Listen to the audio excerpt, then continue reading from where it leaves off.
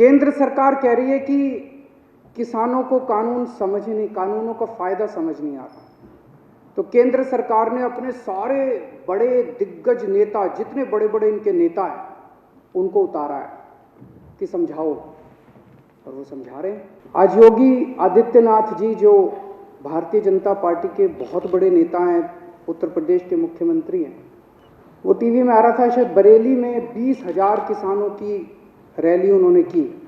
उनको कहा गया भाई इन तीनों बिलों के फायदे समझाओ, तो फायदे समझाने लगे वो। मैं सुन रहा था उनका भाषण। तुम्हारी जमीन नहीं जाएगी, ये फायदा है क्या? वो तो थी अभी तक, अब जाएगी नहीं, मतलब ये क्या फायदा है?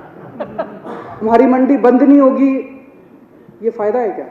इनसे किसी से पूछो, भाजपा वाले से, फायदा क्या है, तो सारे जनों को एक लाइन रटा रखी है, किसान अब अपनी फसल पूरे देश में कहीं भी बेच सकता है। यही कहते हैं ना ये। आज धान का एमएसपी 1868 है। उत्तर प्रदेश और बिहार में ये 900,000 रुपए में बिक रहा है। मेरे को बता दो कि पूरे देश में मेरा बिहार और उत्तर प्रदेश का किसान कहाँ ये फसल बेच के आए कि इसको एमएसपी से ज़्यादा दाम मिल जाए।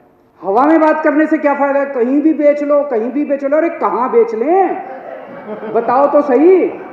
तो कहा जा रहा है कि किसानों को भ्रमित किया जा रहा है।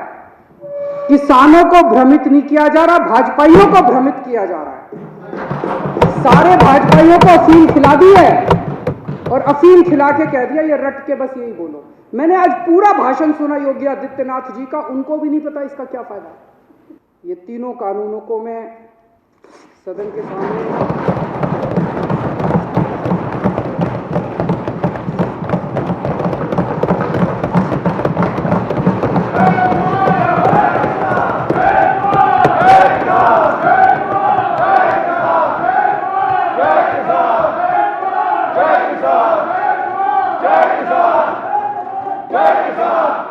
आज जब मेरे देश का किसान सड़कों के ऊपर 2 डिग्री टेम्परेचर के अंदर सड़कों पे सो रहा है और वो तकलीफ में है, तो मैं अपने देश के किसान और अपने देश के जवान के साथ गद्दारी नहीं कर सकता। मैं भी पहले इस देश का नागरिक हूँ, मुख्यमंत्री बाद में हूँ। तो आज इन तीनों कानूनों को ये विधानसभा खारिज करती है और केंद्र सरकार से अपील करती है कि किसानों की बात मानते हुए अंग्रेजों से बदतर मत बनो। अंग्रेजों ने 9 महीने में कानून वापस ले लिए थे, आप कम से कम आज़ादी की इतनी तो इज्जत रख लो कि 20 दिन के बाद अब इन कानूनों को वापस ले लो।